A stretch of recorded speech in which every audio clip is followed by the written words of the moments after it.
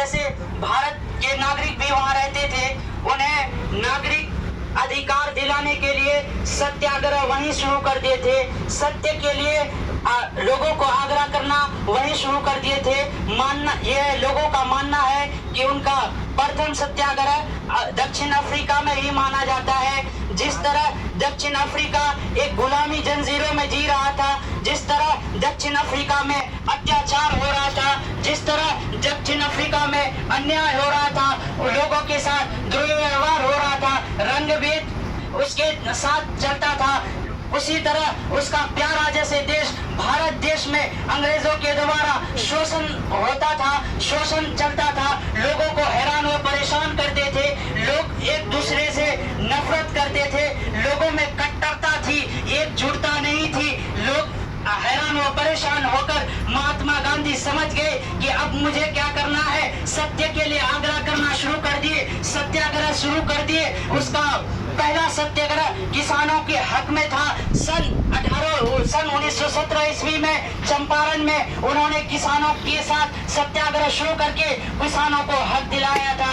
उसके बाद बहुत सारे असहयोग आंदोलन, नमक सत्याग्रह, सविनय अवज्ञा आंदोलन, भारत छोड़ो आंदोलन, इस प्रकार सत्याग्रह करके भारत में महात्मा गांधी ने मेहनत करके अपने गुणवत्ता पूर्वक देश को आजादी की।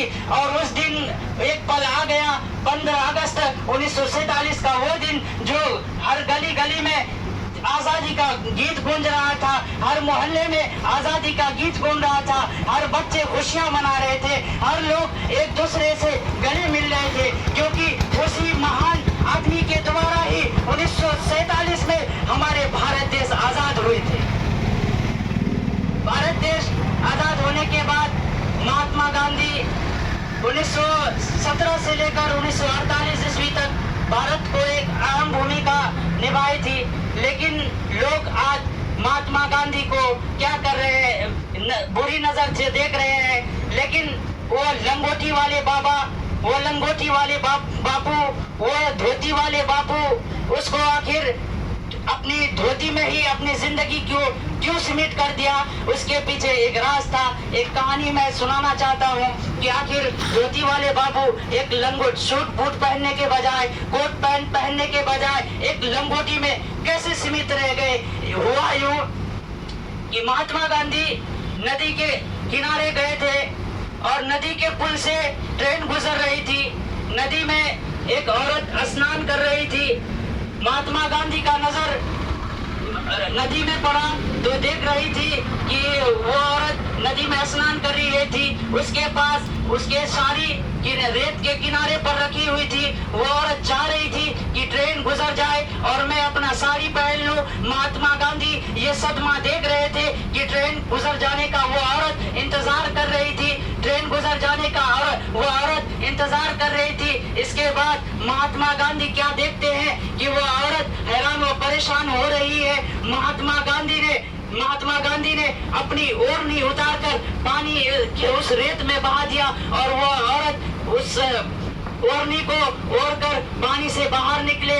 पानी से बाहर निकलकर भरी हुई आंखों से बापू का आभार व्यक्त किया और बापू ने उसी दिन ठाना था, उसी पर ये तय किया था, ये निर्णय लिया था कि जिस देश में लाखों लोगों के पास पहनने के लिए एक से अधिक दूसरा कपड़ा नहीं है, मैं उस देश में एक से ज्यादा कपड़ा नहीं पहनूंगा।